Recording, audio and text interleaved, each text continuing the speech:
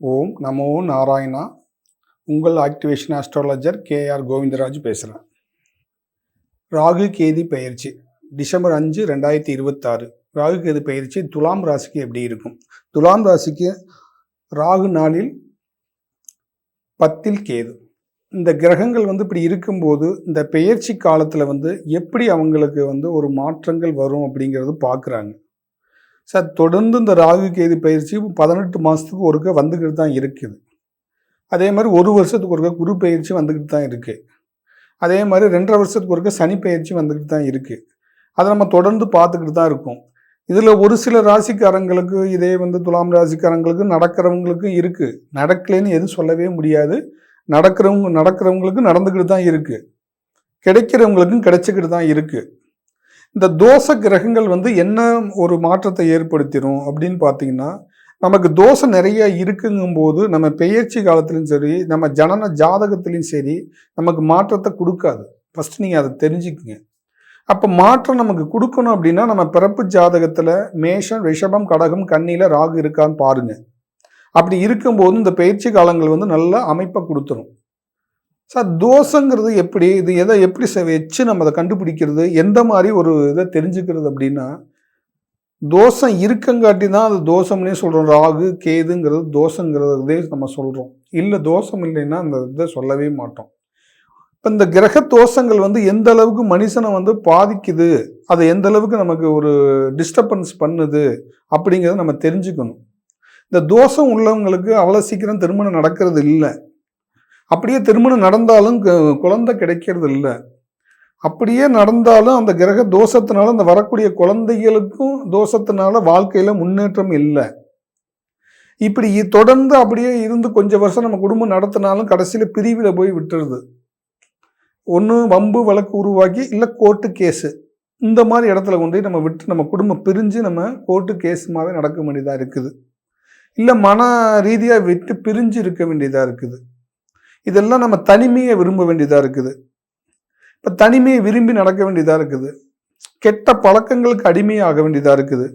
ஒரு நிம்மதியான சூழ்நிலை இல்லாமல் போகுது. இதெல்லாம் இந்த தோஷம் இருக்கிறவங்களுக்கு தான் அதிகமாக இதோடைய பாதிப்பை ஏற்படும்.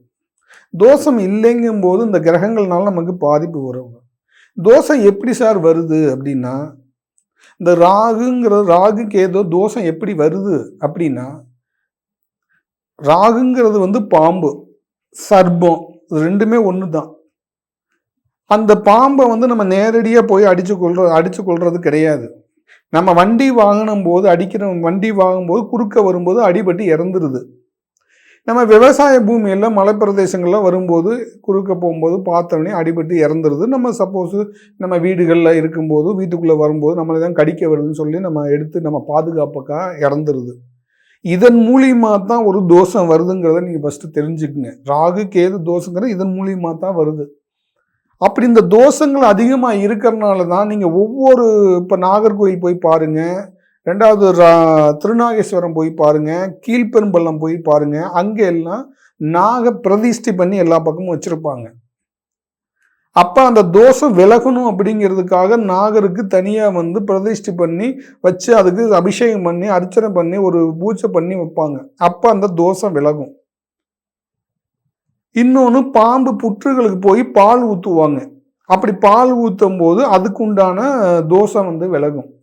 இப்படி நடந்திருக்கவங்க தான் அதை நினச்சி அந்த நடந்த சம்பவங்கள் மைண்டில் நம்ம அடிச்சிருக்கோம். இல்லை நம்ம அப்பாவோ இல்லை நம்ம அம்மாவோ இந்த மாதிரி சம்பவங்கள் தொடரும்போது அவங்களுக்கு அது தோஷமாக அவங்களும் கடுமையான வாழ்க்கையில் முன்னேற முடியும். அவங்களும் அதனால நிறைய சிரமப்படும் போது அவங்க அது உண்மைன்னு உணர்ந்த முன்னாடி தான் அவங்க அதுக்கே போவாங்க. அந்த சிலை பிரதிஷ்டை பண்ணி அந்த அபிஷேகம் பண்ணுவாங்க. அப்போ அப்படி பண்ணும்போது அவங்களுக்கு அந்த குழந்தைகள் கிடைக்கும். அப்போ அதெல்லாம் இருக்குது, இல்லாமல் இல்லை. அப்போ பாம்புங்கிறது உயிர் ஓட்டம் உள்ள கிரகம். அப்போ அது பண்ணாமல் ஒரு சில பேர் இருப்பாங்க. அப்போ அவங்களுக்கு என்ன பண்ணுறது, எந்த மாதிரி பண்ணுறது? அப்போ நம்ம கல் சிலை பிரதிஷ்டை பண்ணி அபிஷேகம் பண்ணுற மாதிரி ராகுக்குரிய கல்லை நம்ம போட்டு அது உயிர் ஓட்டம் கொடுத்து நம்ம அதை ஆக்டிவேஷன் பண்ணும்போது நம்ம சரீரத்திலேருந்து அதோடைய தாக்கம் குறையும், அந்த தோஷம் விலகும், அந்த தடை நீங்கும். இதுக்கு தான் ராகுங்கிறது. கேதுங்கிற தோஷம் செய்வினை குறிக்கக்கூடிய கிரகம். உடலில் செய்வினை மருந்து இருக்கிறது, நம்ம வீட்டில் அந்த மாதிரி மருந்துகள் இருக்கிறது, வீட்டில் தெய்வ சக்திகள் இல்லாமல் இருக்கிறது, இதெல்லாம் இந்த கேதுவை ஏற்படுத்திடும். தெய்வீக ஞானம் அதிகமாக வருது அப்படின்னா கேது தான் மெயின் காரணம். கேதுக்கு குருவாக இருக்கிறது விநாயகர். கேதுக்குன்னு நாதநாத சுவாமி கோயில் கீழ்ப்பெரும்பள்ளம்னு சொல்லி ஒரு இடமே இருக்குது. இப்படி ஒவ்வொரு கிரகங்களுக்கும் ஒரு இடம் இருக்கும்போது தோஷமான கிரகங்கள் வந்து இந்த மாதிரி கீழ்பெரும்பள்ளமும் திருநாகேஸ்வரமும் நாகர்கோயிலும் இப்படி இருக்குது பிரிஞ்சு. இந்த நாகருக்கெல்லாம் தலைமையிடம் தான் நாகர்கோயில். இப்படி அந்த காலத்தில் இருந்தே தொடர்ந்து வந்து ஒரு மனிதனுக்கு வந்து ராகுனால தான் தோஷம் வருது அப்படிங்கிறது அவங்க அடிபட்டு அந்த காலத்தில் இருந்தே இந்த தோஷத்தை நிவர்த்தி பண்ணுறதுக்கு சில பிரதிஷ்டை பண்ணி வச்சு அபிஷேகம் பண்ணி அந்த தோஷத்துலேருந்து வெளியில் வந்த குடும்பம் தான் இன்னைக்கு நல்லா இருக்குது. இப்படி நிறைய விஷயங்களை வந்து நம்ம தெரியாமையே என்ன பண்ணுறோம், மூட நம்பிக்கைன்னு நம்ம நினைக்கிறோம். அப்போ மூட நம்பிக்கைன்னு நம்ம நினைக்கிறவங்களுக்கு அந்த கிரகம் நெகட்டிவாக வேலை செய்யும். இதெல்லாம் பொய் அப்படின்னு சொல்ல வைக்கும். ஏன்னா அதை சரி பண்ணுனீங்கன்னா தான் அந்த கிரகம் சரியாக ஆகும். கொடுக்கறது கிரகம்தான், கெடுக்கிறது கிரகம்தான்.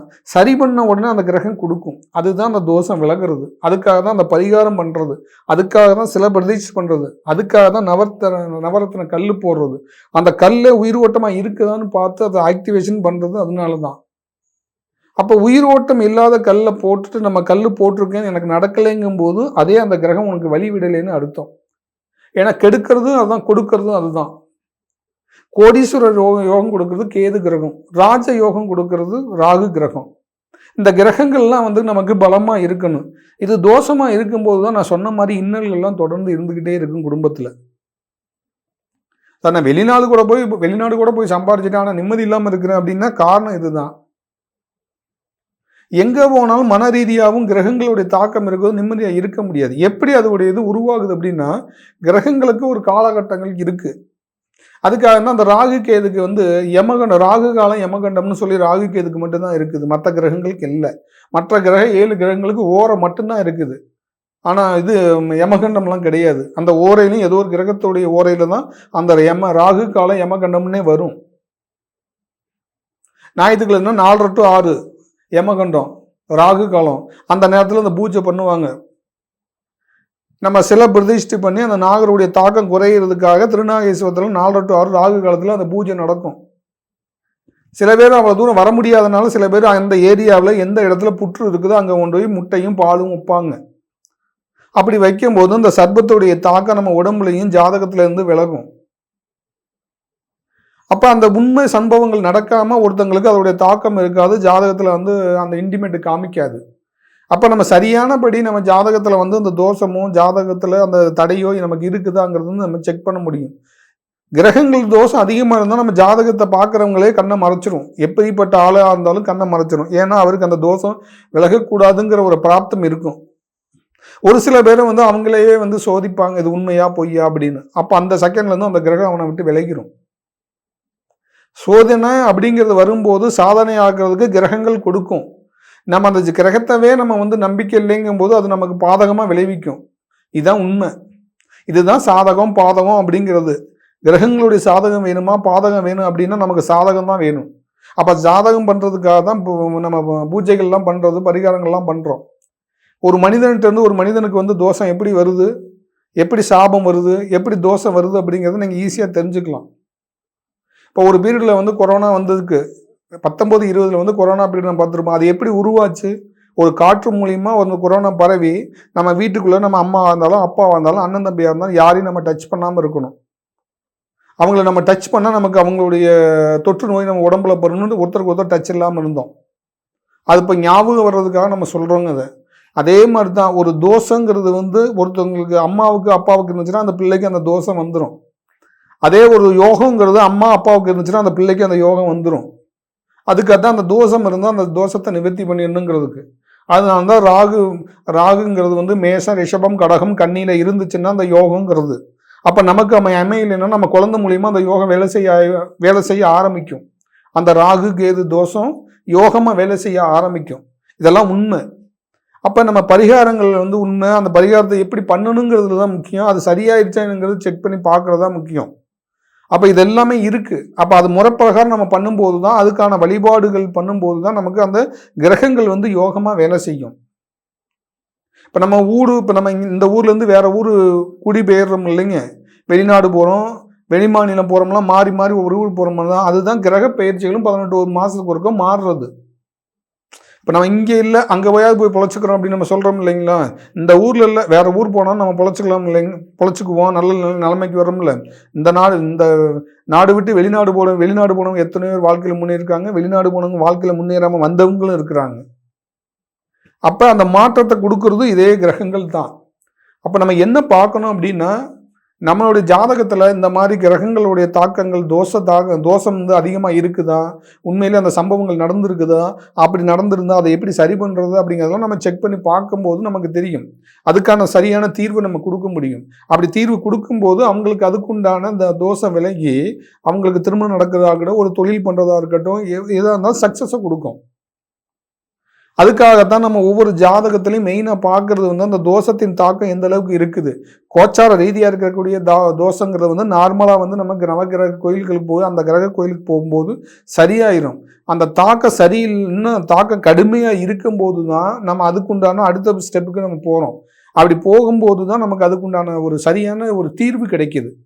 அப்போ தோஷங்கள் வந்து சாதாரண ஒரு மனிதன் இல்லை, தோஷம் இருக்க மனிதன் சீக்கிரம் முன்னேறது இல்லை. அப்படியே ஒரு தசையில் முன்னேறினாலும் திரும்ப கீழே வந்து சரிக்கு கீழே வந்து விழுந்துடுறாங்க. அவர் எந்த தொழிலில் இருந்தாலும் சரி.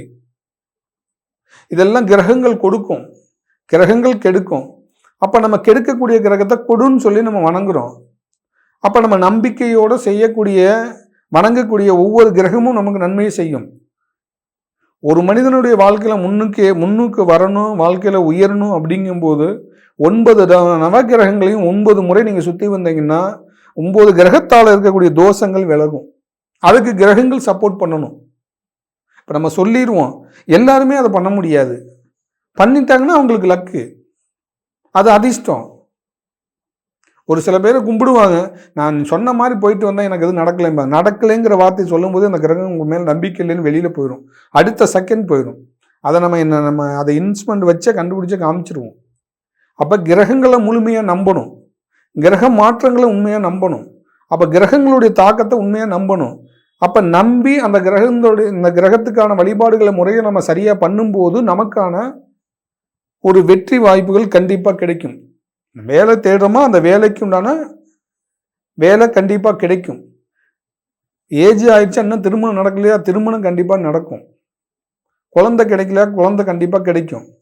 ஏன்னா தோஷமும் சாபமும் கிரக தடைகளும் ஒன்று சேரும் போது எந்த பெயர்ச்சி வந்தாலும் ஒரு மாற்றத்தை அதிக கொடுக்கறது இல்லை. அப்போ ஒவ்வொன்றா நம்ம சரி பண்ணிக்கணும். அப்போ சரி பண்ணும் போது தான் நமக்கு வாழ்க்கையில் ஒரு மாற்றத்தை கிரகங்கள் கொடுக்கும். இந்த ராகு கேது பயிற்சிங்கிறது வந்து உங்களுக்கு 18 மாதம் நடக்கிறது வந்து 18 மாதத்துலேயும் வாழ்க்கையில் முன்னேறினவங்களும் இருக்காங்க, 18 மணி நேரத்துலேயும் முன்னேறினவங்களும் இருக்காங்க. 18 மணி நேரத்தில் முன்னேறதுக்கு காரணம் என்னன்னா, அந்த குருவும் கேதுவும் இணையும் போது கோடீஸ்வர யோகத்தை கொடுக்கும், ராகு ராஜ யோகத்தை கொடுக்கும். அவங்கள அறியாமையே லாட்டரி சீட்டு வாங்குவாங்க, திடீர் பணக்காரனா ஆயிடுவாங்க. இது இந்த கிரகங்கள்னால வர்றது. ஏன்னா பாம்புங்கிறத வந்து சாதாரண ஒரு பெரிய இதில் உயிர் ஓட்டம் உள்ள கிரகம். அந்த உயிர் ஓட்டத்தை வந்து ஏற்படுத்தி அந்த உயிர் ஓட்டத்தை எப்படி பாம்பு இறக்குதோ அதோடைய தாக்கம் நம்ம உடம்புல வந்து ஏறும். அதுதான் தோஷமாக மாறும். சர்ப தோஷங்கிறது அதுதான். அப்போ இப்போ இந்த வீடியோ பார்க்குறவங்க தெரிஞ்சோ தெரியாமையோ அந்த மாதிரி இனிமேல் வந்து சர்ப்பங்கள் குறுக்க போனால் ஒரு நிமிஷம் வண்டியை நிப்பாட்டிட்டு அது போன முன்னாடி வண்டியை எடுங்க. இல்லை நீங்கள் தோட்டத்தில் எங்கேயாவது பார்க்குறீங்க அப்படின்னா அது மூவ் ஆன முன்னாடி அந்த இடத்த வந்து வெளியில் வந்துடுங்க. அதை அடிக்க மூவ் பண்ணுறதோ இல்லை அதை கல்லை விட்டு எரியறதோ அதை காயப்படுத்துறதோ பண்ணிங்கன்னா அது உங்களுக்கு தோஷமாக மாறி உங்கள் வாழ்க்கையில் வந்து பெரிய தடையை ஏற்படுத்தி குடும்பத்தையே பிரிச்சிடும். முடிஞ்ச அளவுக்கு இந்த லைவ் பார்க்குற நேயர்களுக்கு வந்து நான் சொல்லக்கூடிய கருத்து இது. அப்போ ஒவ்வொரு ராசியில் இருக்கிறவங்களுக்கும் 12 ராசிலையும் வந்து தோஷங்கள் இருக்கும். ராகுக்கு எது தோஷங்கள் இருக்கும், இல்லாமல் இருக்காது.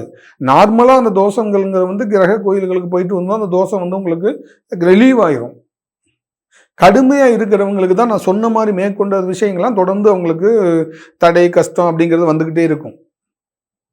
நீங்கள் 9 கிரகங்களுடைய தசபுத்தியிலையும் ஏதோ ஒரு கிரகத்துடைய தசபுத்தியில் நீங்கள் மேலே வந்துட்டாலும் இந்த தோஷம் வந்து சரி பண்ணலைன்னா அந்த தாக்கம் வந்து நம்ம குழந்தைகள் மூலமா நம்ம அனுபவிப்போம். அதை நீங்கள் கண்கூட பார்க்க முடியும். அதனால் தயவு பண்ணி இந்த பார்க்குற நேயர்கள் வந்து உங்களுக்குண்டான ஜாதகத்தில் வந்து நான் சொன்ன மாதிரி கிரகங்களுடைய தோஷம் இருக்குதா அப்படிங்கிறத பார்த்து அதை சரி பண்ணிக்கிங்க.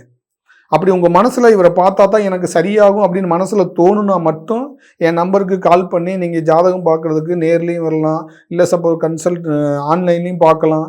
ரெண்டுலேயுமே ஏதோ ஒரு இதில் வந்து நீங்கள் பார்த்துக்கலாம். பார்த்து நம்ம அதை சரி பண்ணிக்கலாம். சரி பண்ணும்போது உங்களுக்கு அந்த ஒரு சில சேஞ்சஸ் வந்து மாற ஆரம்பிக்கும். அதை வந்து ஃபஸ்ட்டு நம்ம அதை பண்ணணும்னு தான் உடனே பண்ணிவிட்டா அப்போவே மறுநாள் நடந்து நினைக்கிறேன். அப்போ நம்ம அதை சரி பண்ணுறோம். அதுக்குன்னு காலதாமதங்களாக அது ஒவ்வொன்றா சரி ஆக ஆரம்பிக்கும். அப்போ அதெல்லாம் நம்ம பொறுமையாக பார்க்கணும். அப்படி பார்த்து அது இருக்கா அப்படின்னு உங்களுக்கு மேலேயும் செக் பண்ணும்போது அது க்ளீனாக தெரிஞ்சிடும். அப்போ அந்த மாதிரி ஒவ்வொன்றையும் பார்த்து ஒவ்வொரு கிரகத்தையும் பார்த்து நம்ம சரி பண்ணும்போது நமக்கு அதான ஒரு தீர்வு கிடைக்கும். அப்போ நீங்கள் ஜாதகம் உங்களுக்கு பார்க்கணும் அப்படின்னு விருப்பப்பட்டாலும் இதே நம்பருக்கு கூப்பிட்டு நீங்கள் கால் பண்ணி அப்பாயின்மெண்ட் வாங்கிக்கிங்க. நேர்லேயும் வரலாம், கன்சல்ட்டும் பண்ணலாம்.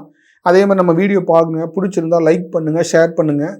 தொடர்ந்து நம்ம வீடியோ பாருங்கள். அடுத்த வீடியோவில் சந்திப்போம். நன்றி நேயர்களே, வணக்கம்.